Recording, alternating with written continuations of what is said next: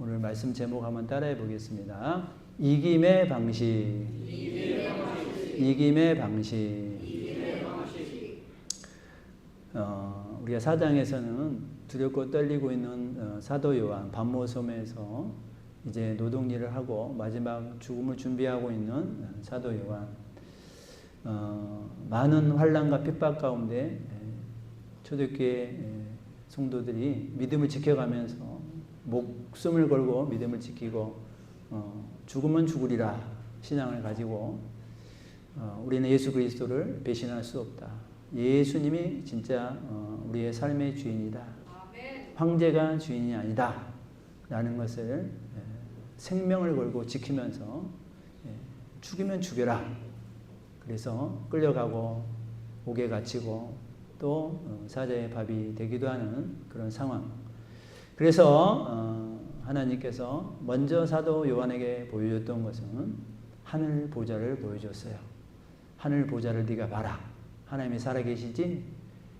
하나님이 살아계시지 않냐? 하나님의 통치 아래 모든 것이 진행되고 있지 않냐? 하나님의 발 아래 모든 것이 있지 않냐? 봐라. 너가 그렇게 목숨 걸고 믿었던 그 믿음은 호황된 것이 아니라 실제였다. 너의 그 믿음이 맞는 거야.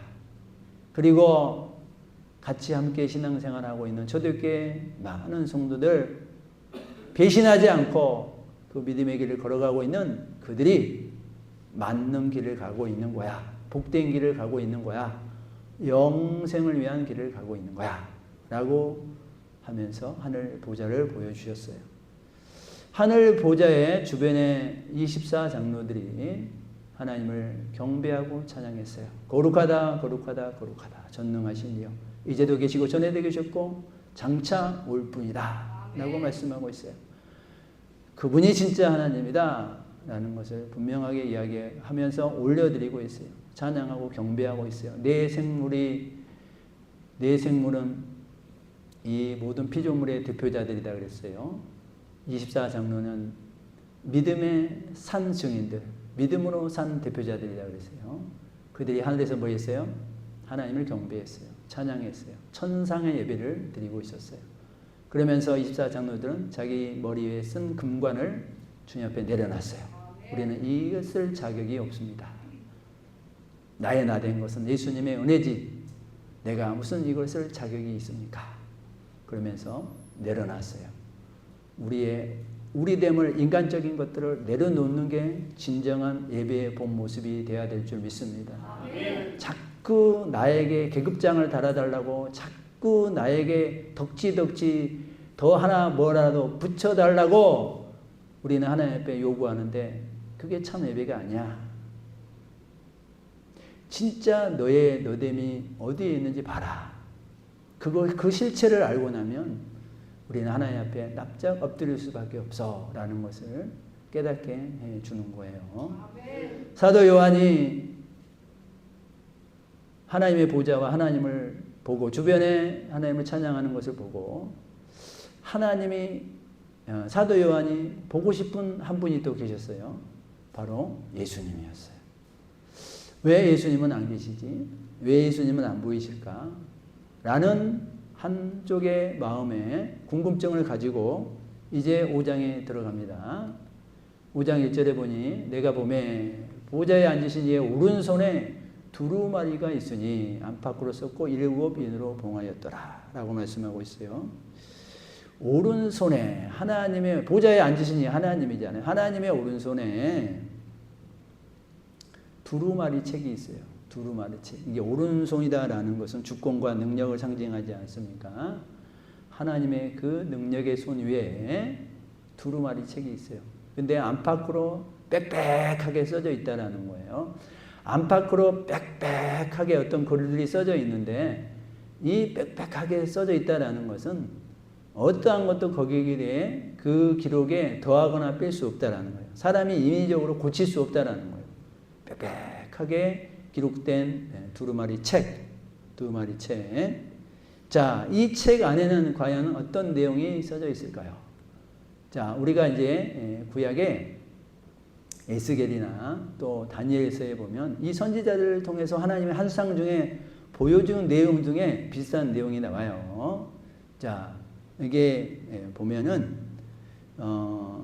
지금 7인으로 봉하였다 이렇게 이제 말씀하고 있잖아요. 7인으로 봉하였다라고 되는 것을 이제 그림으로 만약에 이렇게 한다면 저렇게 두루마리에게 아무도 뗄 수 없도록 가운데다가 이제 인을 붙여 놓는 거예요. 여러분들 우리가 이제 이 나라에서 저 나라로 어떤 서신을 보낼 때 그 나라의 왕이 인을 붙이는 거예요. 인을 찍어요. 도장을 찍고. 근데 그 인이 이렇게 미세하게 뜯겨진 자국이 있으면 어떻게 되겠어요? 그럼 누가 봤다는 거잖아요. 그러니까 그 다른 나라 왕이 만약에 뜯겨진 자국이 있으면 이건 조작될 수도 있고 이건 문제가 있어요. 그죠? 그러니 아무도 이거를 뗄 수 없도록 대신이 사신이 이걸 잘 들고 가서 정확하게 전달을 하는 거예요. 또 고대 왕들이 두루마리로 서신을 주고받고 할 때 이 두루마리에 인을 찍습니다. 보통은 인을 하나 찍어요. 하나. 그 왕의 도장 하나를 찍습니다. 자, 근데 여기에 7인으로 봉하였다라고 하는 것은 그만큼 중요하다.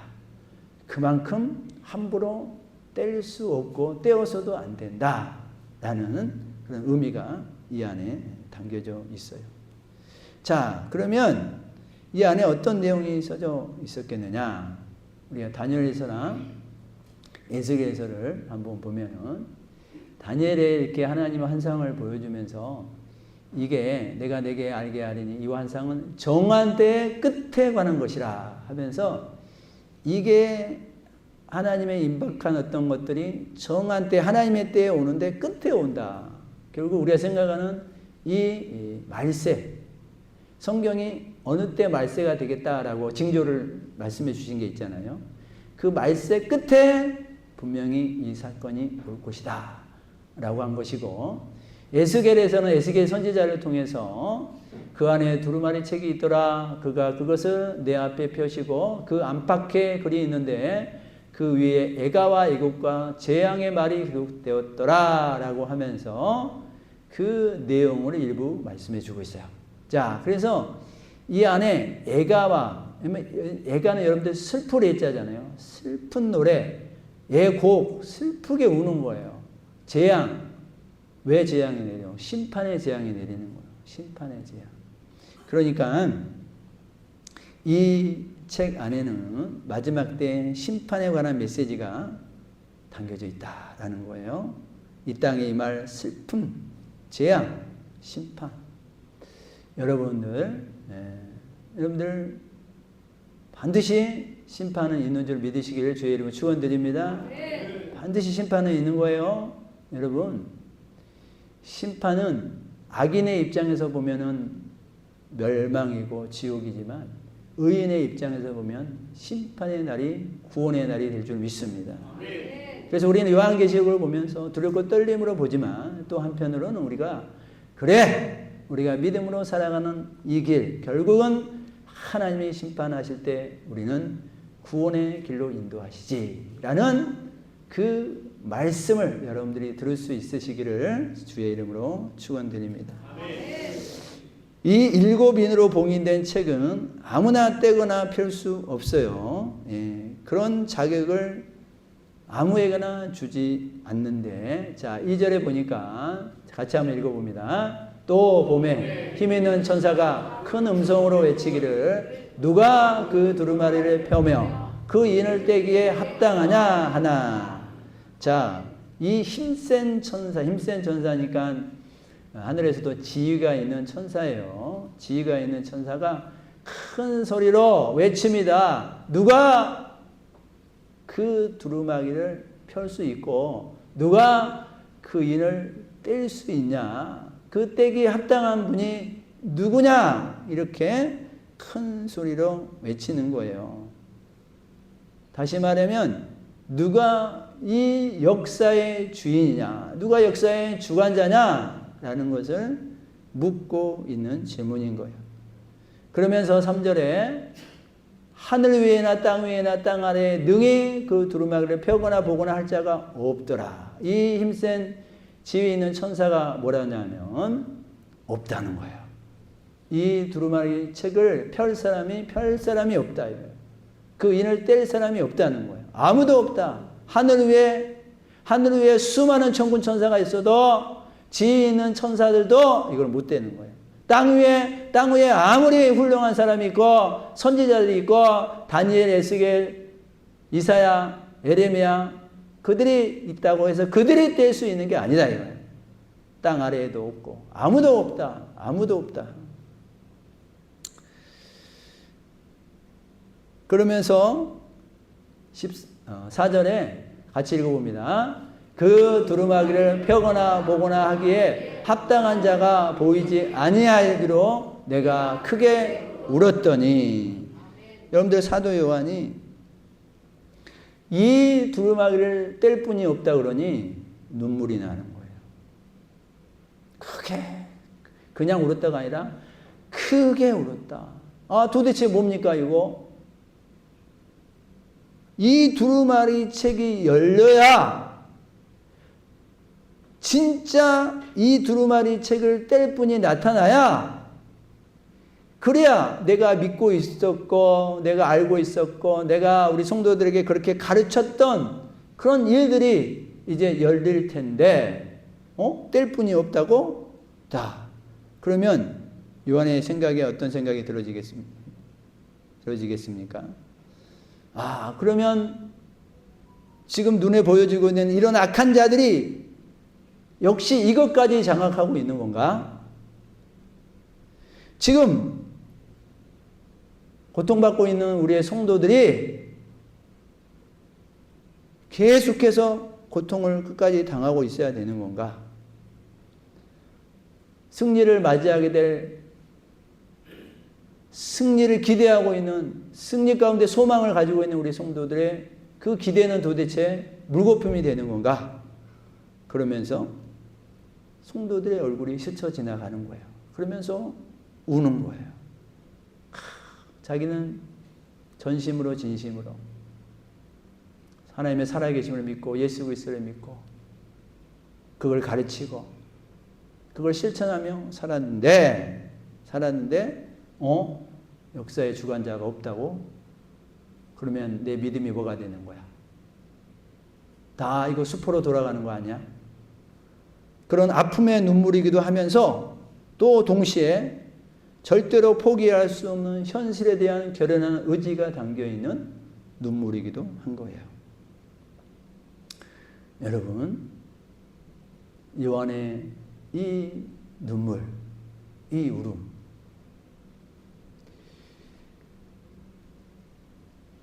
정말 가슴 중심에서부터 나오는 이 울음. 적어도 하나님, 이 역사적인 이 두루마기 책을 펼 수 있는 분이 적어도 하나님, 우리가 믿고 있는 그분이어야 될 거 아니에요. 우리 쪽에 선 그분이 적어도 이 주권을 가지고 계셔야 되는 거 아닙니까? 하는 그는 아픔의 눈물인 거예요. 아픔의 눈물. 우리가 구약에 보면 느헤미야라는 사람이 나오잖아요. 느헤미야서 1장 4절 한번 읽어봅니다. 내가 이 말을 듣고 앉아서 울고 수일 동안 슬퍼하며 하늘의 하나님 앞에 금식하며 기도하여. 아멘. 느헤미야가 포로의 땅에서 있는데 포로에 잡혀온 이스라엘 백성들의 예루살렘의 형편에 대해서 물어보는 거예요. 어떻게 돼가고 있냐? 내 고향 그리고 예루살렘 성은 어떻게 되어가고 있냐?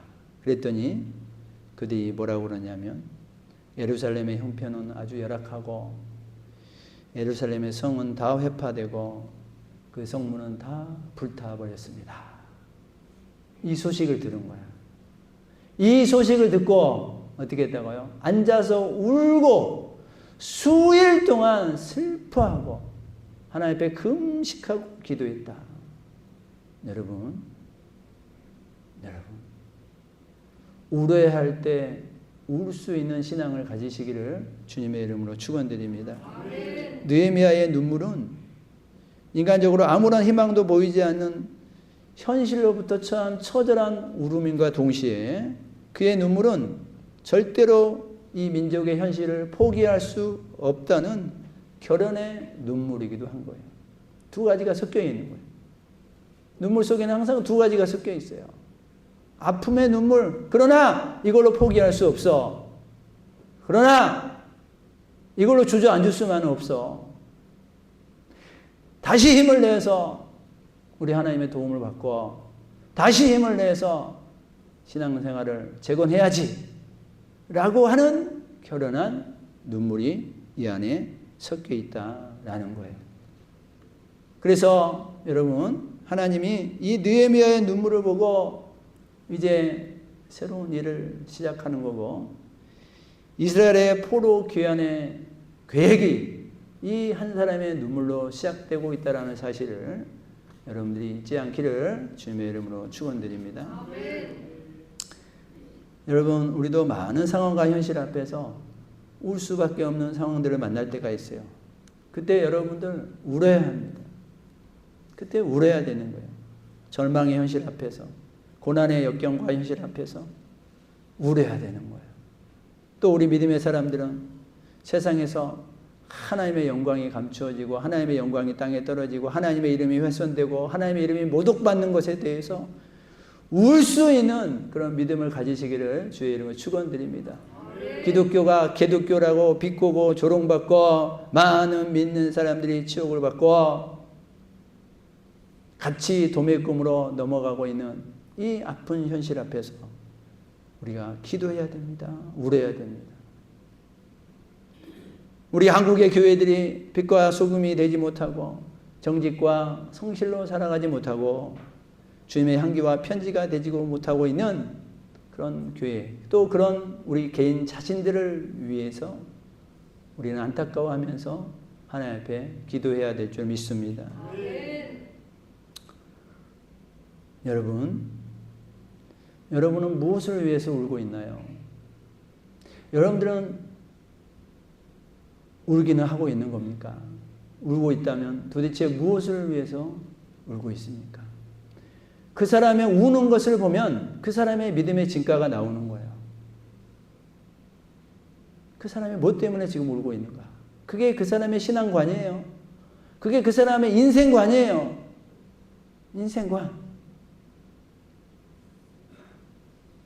주식을 하는 사람은 주식이 떨어졌다고 울까요? 연애한 사람들은 애인과 싸웠다고 울까요? 우리 아이들은 맛있는 거 안 사준다고 엄마한테 붙잡고 떼쓰면 울지요? 그게 그 아이의 전체예요. 그 아이의 본 모습이에요. 그게. 아이는 철이 없지요.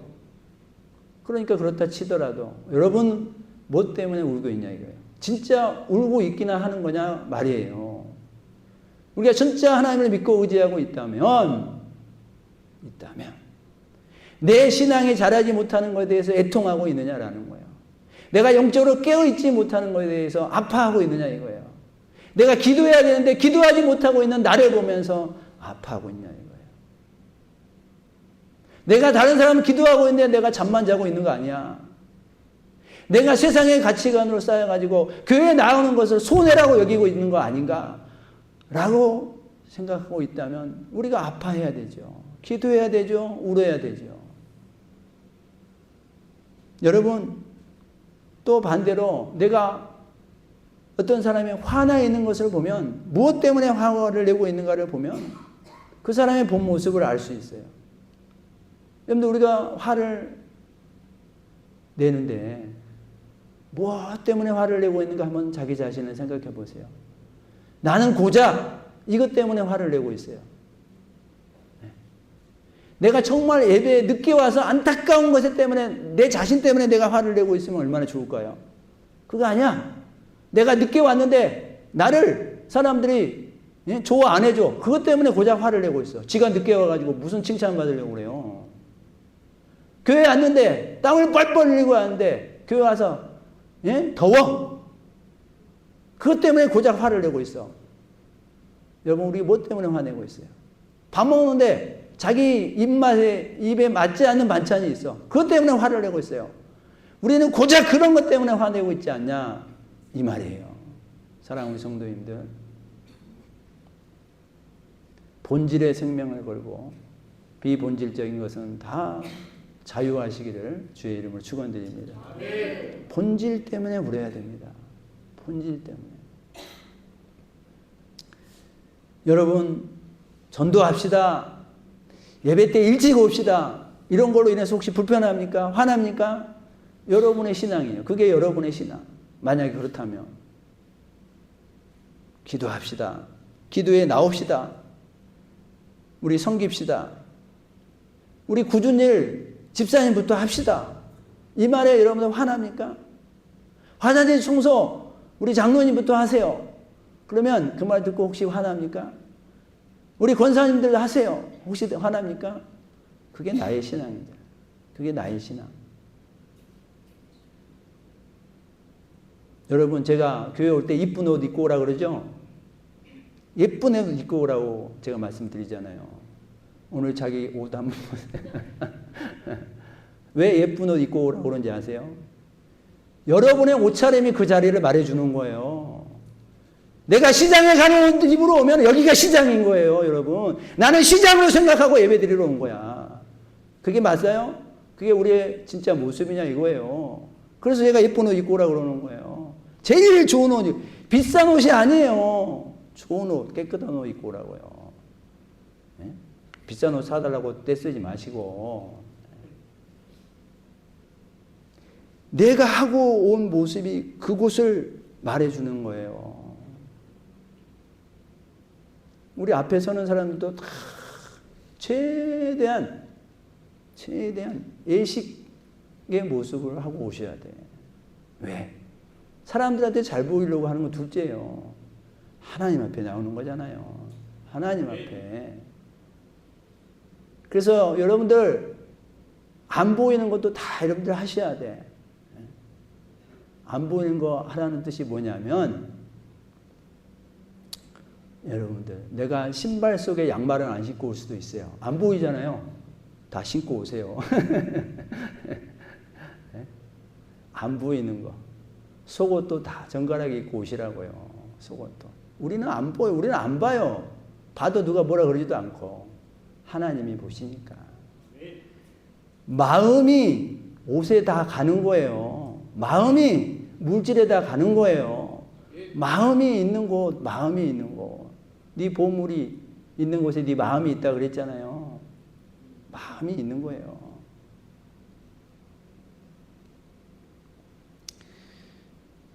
그래서 여러분, 하나님 앞에 예쁘게 하고 오시고, 나는 뭐 때문에 화내고 있고, 나는 뭐 때문에 울고 있는가, 다시 한번 여러분들이 다시 한번 내 신앙을 점검해 보면서 내가 진짜 그 본질 때문에 울고 있고, 본질 때문에 내가 화를 내고 있는가, 다시 한번 여러분들이 전심으로 진심으로 꼭 점검해 보시기를 주의 이름으로 축원드립니다. 우리 성도님들, 우려할 때 우는 것이 복이고, 애통해야 할 때 애통하는 것이 복이고, 슬퍼할 때 슬픈 것이 복인 거예요. 우려할 때 웃는 사람은요, 저주받은 사람인 거예요. 슬플 때 즐거워하는 사람은요, 여러분들 저주받은 사람인 거예요. 사단의 하수인의 모습인 거예요. 누가복음에 보는 그런 비유가 하나 나와 있어요. 이 세대의 사람을 무엇으로 비유할까 하면서 우리 파란 글씨 한번 읽어봅니다. 시작. 아이들이 장터에 앉아 서로 불러 이르되 우리가 너희를 향하여 피를 불어도 너희가 춤추지 않고 우리가 곡하여도 너희가 울지 아니하였다 함과 같도다. 아멘. 피리를 부는 건 이제 기쁜 일이에요. 즐거워할 때 기쁜 일이 있는데 춤추지 않아요. 또 곡하여도 슬픈 일이 있는데 울지 않아요. 이 세대가 그렇다라는 거예요. 벌써 예수님 세대가 그랬고 이 세대가 그렇다라는 거예요. 여러분, 반응이 없는 세대다라는 거예요. 반응이 없어. 여러분들 무서운 거 보면 무서워해야 되잖아요. 하나님의 이 두렵고 떨리는 말씀을 들으면 우리가 두렵고 떨림으로 받으셔야 되잖아요. 그런 마음에 감흥이 없어. 집 바라면 하라지 뭐. 난 나대로 살아갈 거야. 하나님의 말씀을, 생명의 말씀을, 무서운 진노의 말씀을 듣고도 아무렇지도 않아. 예, 그걸 비유해서 말씀해 주고 있는 거예요. 반응이 없는 세대. 또 다른 성경에 보면 이 마음에 화인 맞았다 그러잖아요. 심령에 화인이 맞아가지고 아무런 반응이 없어요. 사랑하는 성도님들, 여러분들이 성경을 보고 암송하고 또 설교를 듣고 할 때 그 말씀이 하나님의 말씀으로 들려지고 그 말씀 때문에 내가 고민도 하고 불편도 하고 그 말씀 때문에 내가 아파도 하고 울 수 있는 그게 진짜 살아있는 신앙인의 복이 된 것을 믿으시기를 주의 이름으로 축원드립니다. 그게 복이 있는 사람인 거예요. 주일이 됐는데 오늘 주일인지도 몰라. 그건 저주받은 건지도 몰라요. 잘 생각해 보세요. 내가 예배 순서를 맡았는데도 몰라. 한 주간 모르고 있다가 여러분들 그 에피소드 알아요? 어떤 이제 부동산 사장님이야. 여자분인데 권사님이야. 기도를 마쳤어. 다음 주 주일 예배 기도입니다. 이 주부에 나갔어. 근데 바쁘게 부동산 일하느라고 자기가 기도인지 잊어버렸어. 잊어버리고 보내다가 주일 아침에 오니까 와서도 주보도 자세히도 안 보고 있어. 그냥 헐레벌떡 와서 그냥 예배 드리다가 다음 기도 뭐뭐 권사님입니다 하니까 그때서야 어차 내가 기도구나. 그때서야 와가지고 마이크 앞에 서서 기도하는데 뭐가 생각나겠어요? 생각날 게 없어.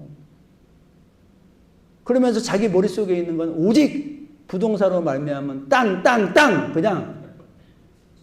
그냥 땅. 그러니까 기도가 내용이 부실해. 그냥 땅만 보고 살았습니다. 이거야 그냥. 그게 여러분 복이에요, 저주예요. 그 부동산이 아무리 잘 된들 그게 여러분 복입니까, 저주입니까?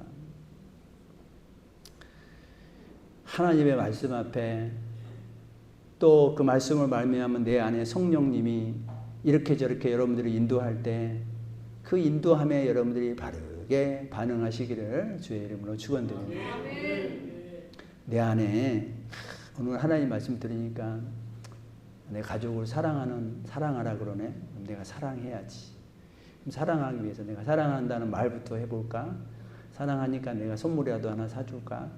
사랑하니까 내가 저번에 잘못한 거 그냥 넘겼는데 잘못한 거 고백해야 되겠다. 이런저런 어떤 할 수 있는 일들이 많이 있잖아요.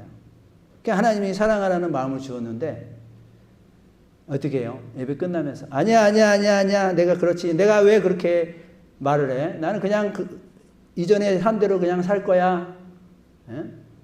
안 하다가 한 짓 하면 빨리 죽는데 안 할 거야 막 그러면서 자기를 차단시키는 거야. 그러지 마시라고요. 하나님은 그런 일을 통해서 역사하려고 그러는데 하나님은 그런 일을 통해서 어떤 복의 문을 열어주려고 그러는데 자꾸 내가 막아. 그러지 마시라고요. 누구에게 용서하라 그런 마음 주시면 용서하셔요. 섬기라 그런 마음 주시면 섬기세요. 기도에 나가라 그런 마음 주시면 기도에 나오셔요. 아니면 기도의 시간을 확보하세요. 여러분 우리 안에 성령님이 계시는 걸 믿으시기 바랍니다. 믿으신다면 여러분 성령님은 항상 말씀으로 역사하셔. 성령 하나님은 독단적으로 역사하시지 않아요. 성령 하나님은 항상 하나님의 말씀이 기억나게 하고 그 말씀을 통해서 역사하시는 분이 성령님인 거예요. 그러니까 여러분들 성령님은 어떨 때 제일 많이 역사하시느냐? 여러분들이 성경을 읽거나 성경을 암송하거나 말씀을 들을 때 성령님은 가장 많이 역사하시게 되는 거예요. 그러니까 여러분들 집에서도 성경 읽게 하라 그러고 성경 암송하라 그러는 거예요. 예배 때는 이렇게 어쩌다 오시잖아요. 일주일에 한 번 오는 사람도 있고 3일에 한 번 오는 사람도 있고. 여러분들 말씀을 읽으면 반드시 어떤 반응을 여러분들이 보이셔야지. 하다못해 내가 말씀 읽은 직후에라도 무릎 꿇고 기도라도 하고 그래야지. 또 그것도 형식적이 돼버리면 안 돼요. 그것도 그냥 교회에서 하라 그러니까 하는 그 정도가 되면 안 되는 거예요. 처음에는 그럴 수 있지만 그런 걸 통해서 여러분들이 진보된 신앙의 삶을 살아가시기를 주의 이름으로 축원드립니다. 또한 간절함을 가져야 돼. 우리가 간절함을 가져야 돼. 이 누가복음에 보면 12년 동안 혈루증을 앓고 있는 여인이 있었어요. 여러분들 12년 동안 성경에 보면 그 의사들을 찾아가는데 고침을 못 받아요. 12년 동안 고생하고 돈도 다 거기에 쓰고 그랬는데 고침을 받지 못했어요. 근데 예수님이 지나간다는 소식을 듣고 예수님이 뒤로 와서 그 옷가에 손을 만져요. 손을 대요. 옷에. 그랬더니 45절에 예수님이 뭐라 그러냐. 내게 손을 댄 자가 누구냐 하시니 다 아니라. 그때 베드로가 뭐라 그러냐면 이르되 주여 무리가 밀려들어 미나이다. 베드로가 뭐라 그러냐면 아니 지금 무리들이 이렇게 많이 오는데 그냥 부딪힐 수도 있지요 예수님. 그냥 그 무리 중에 그냥 한두 사람이 그 옷가에 그냥 댄 거예요. 그렇게 베드로가 얘기를 하는 거예요. 그랬더니 예수님이 뭐라 그러냐. 한번 읽어봅니다. 예수께서 이르시되 내게 손을 댄 자가 있도다. 이는 내게서 능력이 나간 줄 알미로다 하신대. 아멘. 예수님이 뭐라 그러면 아니야.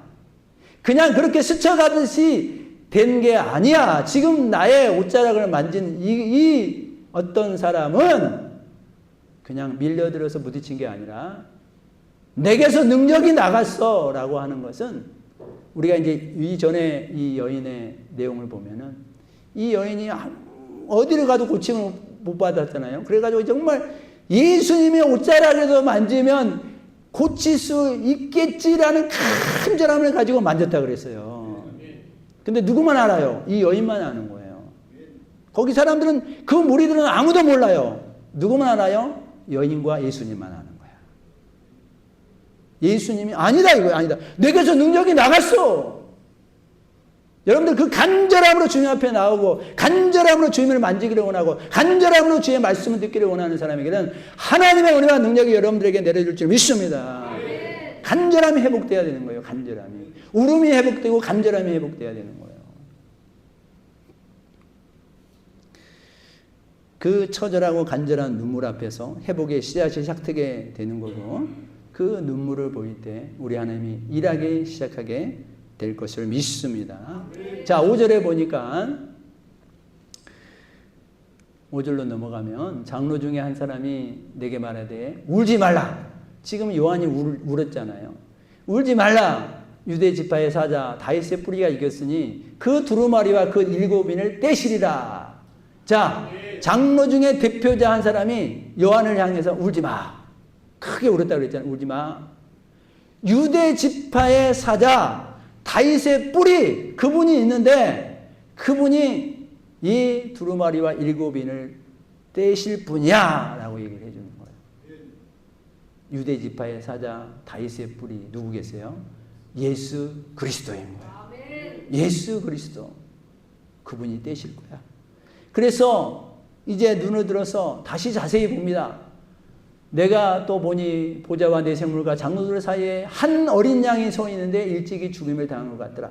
그래서 사도 요한이 자세히 눈을 뜨고 자세히 들여봤더니 그 보좌와 내 생물과 장로들 사이에 한 어린 양이 서 계시는 거예요.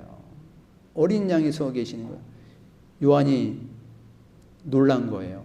왜 죽임을 당한 것 같은 어린 양이 서 계실까? 왜 예수님이 승리의 모습으로 서 계시지 않고 왜 포효하는 사자의 모습으로 서 계시지 않고 왜 죽임을 당한 것 같은 어린 양으로 서 계시냐 이거예요. 왜? 그러면서 의문점을 가지고 있고 그러면 도대체 이 7인을 떼시기에 합당한 분이 누구냐? 어린 양이어야 하는구나 라는 것을 깨닫게 되는 거예요. 어린 양이다라고 하는 것은 뭐예요? 6월절 어린 양의 피. 사망과 죽음의 권세를 이긴 피. 우리를 구원으로 이끌 피. 예수님의 십자가의 보혈의 사건. 그 어린 양, 그걸 우리에게 말씀해 주고 있는 거예요. 여러분, 7인을 뗄 수 있는 자격은 십자가에서 대속의 완전한 죽음을 죽으시고 그것을 대속을 이루어낸 자만이 이 인을 뗄 주인이 된다라는 것을 믿으시기를 주의 이름으로 축원드립니다. 여러분, 하나님이 우리 인간을 구원하는 방식은 어린 양을 통하여였어요. 어린 양을 통하여. 여러분, 이걸 잊지 마세요. 하나님이 예수님에게 주신 미션은 뭐냐면은 총과 칼의 방식으로 네가 사람들을 구원하는 것이 아니라 십자가라는 죽음의 방식으로 네가 인간들을 구원해라 라는 거예요.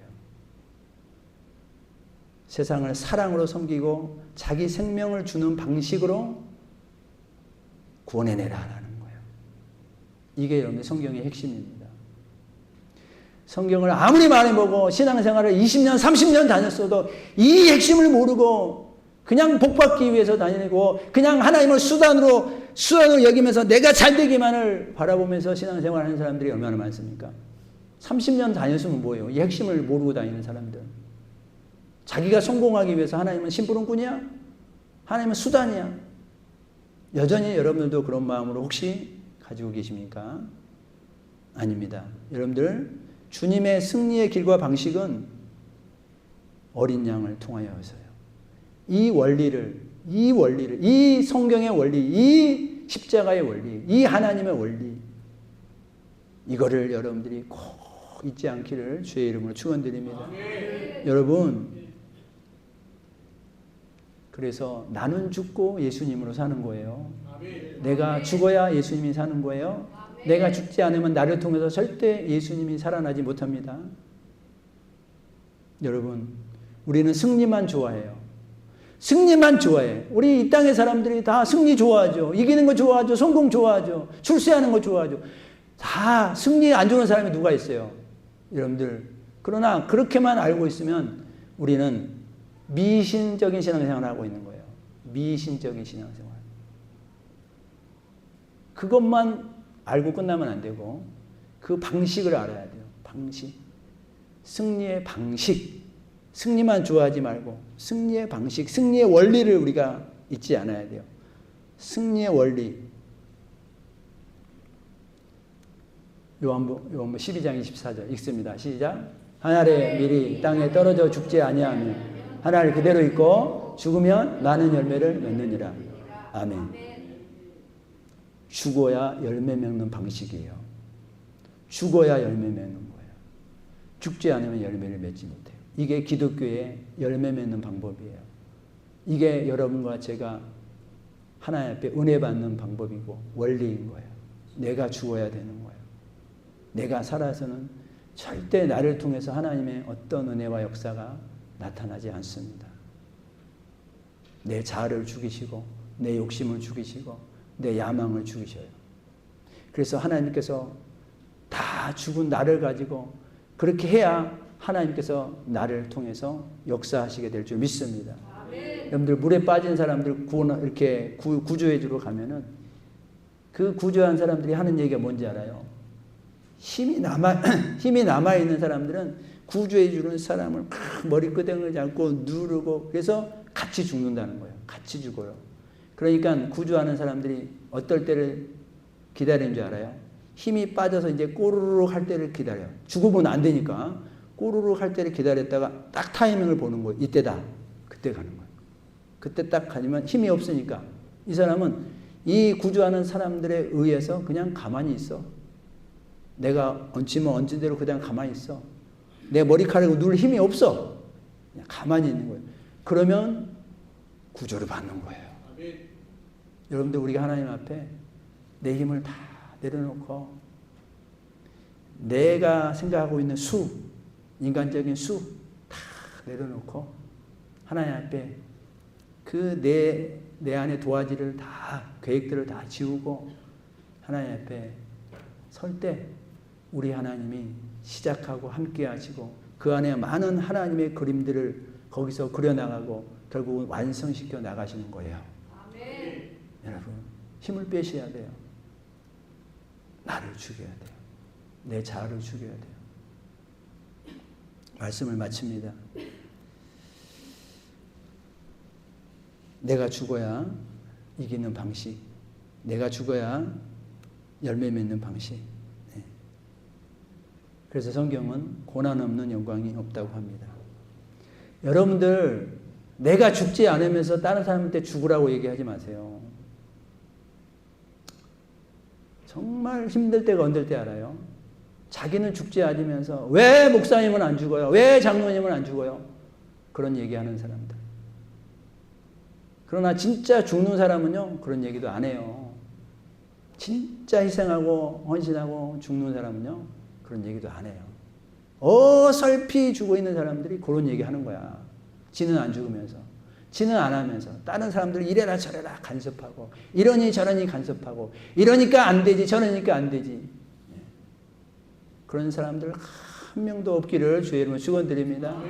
여러분 다 이제 하나님의 밀이 되어서 하나님께 쓰임받는 수많은 열매 하나님이 그려나가실 그 그림을 우리가 주님 앞에 맡기면서 오늘도 그 길을 걸어가는 사랑하는 성도님들 되시기를 주의 이름으로 축원드립니다. 우리 함께 기도합시다. 이 시간에 기도할 때